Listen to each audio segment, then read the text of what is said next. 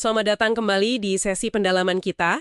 Oke, hari ini kita bakal fokus ke satu bagian spesifik nih dari materi Anda, yaitu peta jalan finansial yang disebut slow lane atau jalur lambat.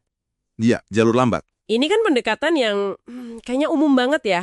Kerja, nabung, investasi jangka panjang, harapannya sih kaya pas pensiun. Tapi sumber Anda ini bilangnya ini jalur menuju, mediokritas. Wah, ini lumayan provokatif ya. Betul, cukup menantang pandangan umum. Mari kita coba telusuri deh kenapa bisa begitu. Nah, sumber Anda kan bagi pendekatan finansial jadi 3 ya. Ada trotoar, terus jalur lambat ini, sama jalur cepat. Iya, 3 itu. Sidewalk, slow lane, fast lane. Oke, dan sekarang kita fokus penuh ke slow lane, jalur lambat. Jalur yang katanya diikuti mayoritas orang. Sip, mari kita bedah jalur lambat ini. Formula dasarnya gimana menurut sumber Anda? Jadi, intinya formula kekayaan jalur lambat itu cukup sederhana sih. Kekayaan itu sama dengan pekerjaan ditambah investasi pasar. Pekerjaan plus investasi pasar. Iya, artinya ya kita ngandelin gaji dari kerjaan sebagai sumber utama, terus ditambah hasil dari investasi, misalnya di pasar modal atau reksadana gitu ya. Ya berharap sama kekuatan bunga majemuk lah. Oke, pekerjaan dan investasi pasar. Kedengarannya kan kayak nasihat finansial standar banget ya. Tapi di mana nih letak masalahnya menurut sumber ini? Kita mulai dari komponen pekerjaan dulu deh. Nah, ini dia. Sumber ini pakai istilah yang, lumayan keras sih. Pekerjaan di jalur lambat itu disebutnya pertukaran kriminal. Pertukaran kriminal? Kok serem gitu ya? Idenya gini, Anda kan nuker 5 hari dalam seminggu, waktu hidup Anda yang paling produktif lah istilahnya. Cuma buat dapat 2 hari libur di akhir pekan. Jadi kritiknya itu di beberapa hal. Pertama, waktu Anda itu ya langsung ditukar sama uang.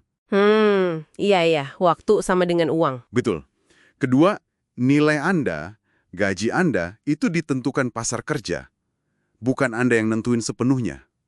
Terus, kontrol Anda atas pendapatan juga kecil banget kan? Maksudnya kita nggak bisa seenaknya minta naik gaji gitu ya? Nah, itu dia. Potensi kenaikan pendapatan juga sangat dibatasi. Nggak bisa tiba-tiba minta naik 500% atau 1000% gitu kan. Ini yang secara inherent ya bikin lambat kalau mau bangun kekayaan. Istilah pertukaran kriminal itu emang keras banget ya buat gambarin kerjaan. Tapi poin soal keterbatasan kontrol ini penting sih. Nah, sekarang gimana? Sumber ini lihat komponen kedua. Investasi pasar atau bunga majemuk itu. Kan seringnya dianggap cara aman buat jadi kaya. Nah, di sini juga ada masalah krusial lainnya, yaitu faktor waktu dan kontrol lagi. Bunga majemuk itu emang oke, ampuh, tapi sumber ini nekenin banget. Butuh waktu yang lama banget. Lama ya? Puluhan tahun gitu? Iya, seringkali puluhan tahun baru kerasa hasilnya signifikan. Terus, Anda kan nggak punya kontrol sama sekali atas naik turunnya pasar.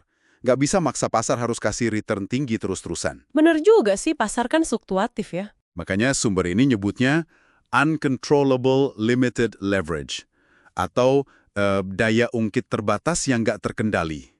Jadi kalau kita bergantung sama skenario kerja 40 tahun, terus asumsi return pasar 8% setahun, kayak contoh di sumbernya, itu kayak pertaruhan jangka panjang banget.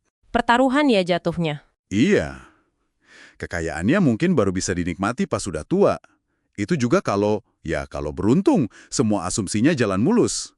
Bahkan, sumber ini sampai bilang strategi buy and hold itu sebagai cara utama bangun kekayaan ya, itu udah mati. Wah, ini lumayan menohok sih. Soalnya buy and hold itu kan kayak mantra investasi yang umum banget didengar. Banget. Terus sumber Anda kan juga nyinggung soal peran pendidikan tinggi nih dalam konteks jalur lambat. Biasanya kan dianggap cara buat naikin potensi gaji ya kan? Bener. Tapi itu justru dilihat sebagai bagian dari jebakannya jalur lambat. Gini, ngejar pendidikan tinggi yang mahal itu seringkali malah bikin kita terjerat utang. Sumbernya nyebut ini parasitic debt. Utang parasit, maksudnya? Utang yang bukannya buka kebebasan finansial, malah ngegrogoti gitu loh. Utang pendidikan misalnya. Ini kan bikin kita jadi makin harus kerja buat lunasin utangnya. Jadi makin kuat ketergantungan sama pekerjaan. Oh, jadi kayak lingkaran setan gitu ya jadinya? Bisa dibilang gitu. Terus ada ironi menarik juga yang disorot. Namanya paradox of practice. Paradox of practice? Apalagi tuh? Jadi banyak pakar atau guru finansial yang gencar banget dipromosiin strategi jalur lambat. Nabung dari gaji, investasi pasar jangka panjang, gitu-gitu. Tapi mereka sendiri jadi kayaknya itu pakai cara yang beda. Seringnya malah lewat jalur cepat.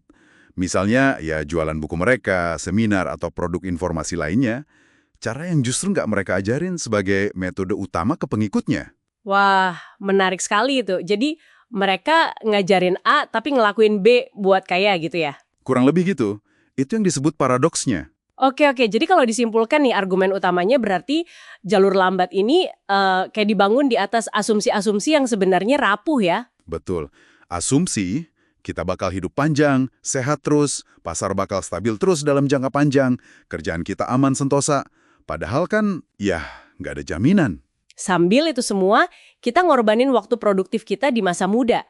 Jadi bikin jalur ini sebenarnya berisiko dan ya namanya juga jalur lambat, emang lambat gitu ya. Tepat sekali.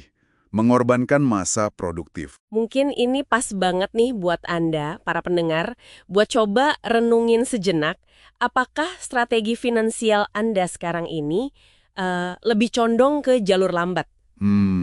Seberapa besar sih porsi waktu dan energi produktif Anda yang lagi ditukar demi mungkin ilusi keamanan kerjaan dan harapan return investasi di masa depan yang jujur aja masih jauh banget? Iya, pertanyaan bagus tuh.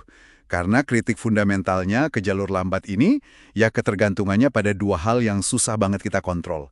Waktu, yang butuh puluhan tahun itu, dan daya ungkit, yang terbatas cuma dari gaji sama return pasar. Susah dikontrol ya dua-duanya. Banget. Makanya menurut sumber ini, pertukarannya itu nggak sepadan. Kita ngorbanin vitalitas, kebebasan di masa muda, demi potensi kekayaan di usia tua yang, ya itu tadi, belum pasti juga. Penutup nih, mungkin ada satu pertanyaan lagi buat Anda pikirkan.